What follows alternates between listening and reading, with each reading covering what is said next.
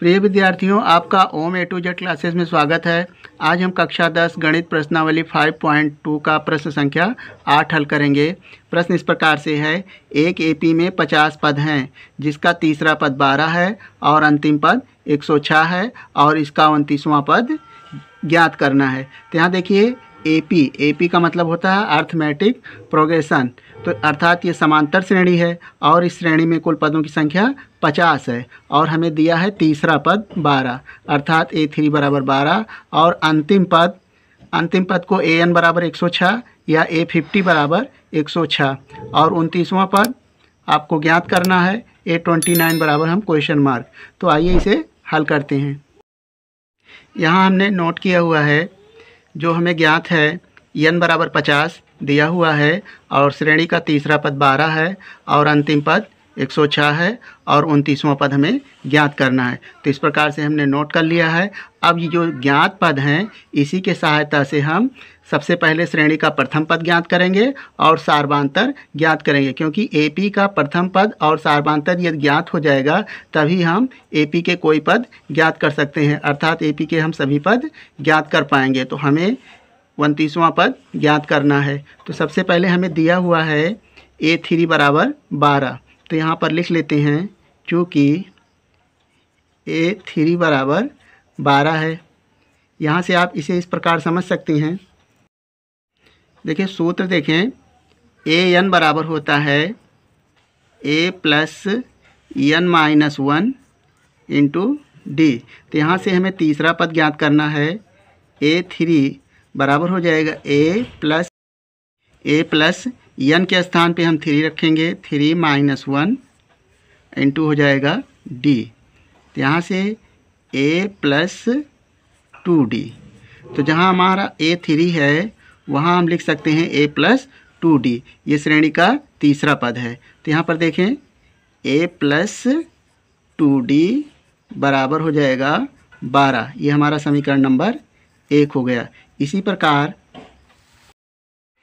दूसरे के लिए AN बराबर 106 है, तो लिखेंगे चूँकि AN बराबर है A plus n minus 1 into D. ये आपका सूत्र है। और AN बराबर कितना है 106, A प्लस n कितना है 50, यहाँ 50 लिखेंगे माइनस 1 इंटू डी। तो हो जाएगा 106 बराबर A प्लस 50 में से 1 जाएगा तो 49 डी। ये समीकरण नंबर 2 हो गया। समीकरण 1 और 2 को हम विलोपन विधि से हल करेंगे और A और D का मान ज्ञात करेंगे। तो देखिए, समीकरण 1 का प्रथम पद है A और समीकरण 2 का भी प्रथम पद A है। तो समीकरण 1 और 2 को हम घटा देंगे, समीकरण 2 माइनस 1। समीकरण 2 माइनस समीकरण 1। समीकरण 2 में से 1 को घटाएंगे। समीकरण 2 है 106 बराबर A प्लस 49D और समीकरण 1 है, यहाँ लिखेंगे 12 बराबर A प्लस 2D। घटाने पर चिन्ह बदल जाएगा, यहाँ हो जाएगा माइनस, ये भी माइनस और माइनस, A से A कैंसिल हो जाएगा। 6 में से 2 जाएगा तो 4 और 10 में से 1 जाएगा तो 9 होगा। यहाँ से देखें, 9 में से 2 जाएगा तो हो जाएगा 7 और ये हो जाएगा 4D यानी 47D। तो इसलिए D बराबर हो जाएगा 94/47। तो काटेंगे तो आएगा 2, तो D बराबर आ गया 2, यानी सार्वधान्तर 2 आया। अब D का मान समीकरण 1 में रखेंगे।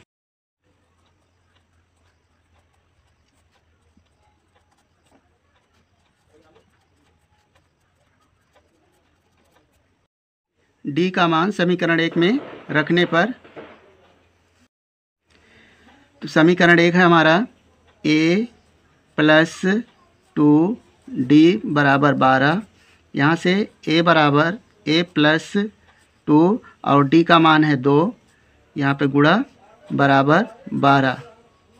तो यहाँ से हो जाएगा A बराबर 12 और 2 दूना 4। इस 4 को बराबर किधर लाएंगे तो चिन्ह माइनस का हो जाएगा, -4। तो 12 में से 4 जाएगा तो हो जाएगा 8। तो a बराबर आ गया 8।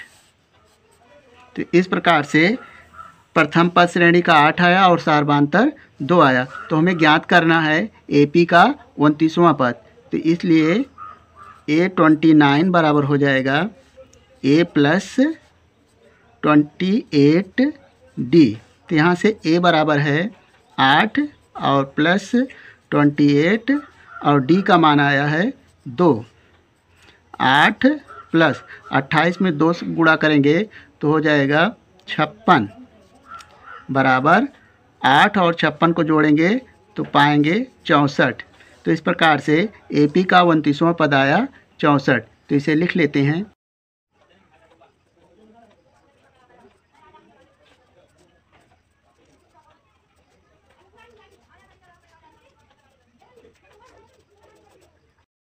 अतः AP का 29वां पद 64 होगा और यह इसका आंसर आया।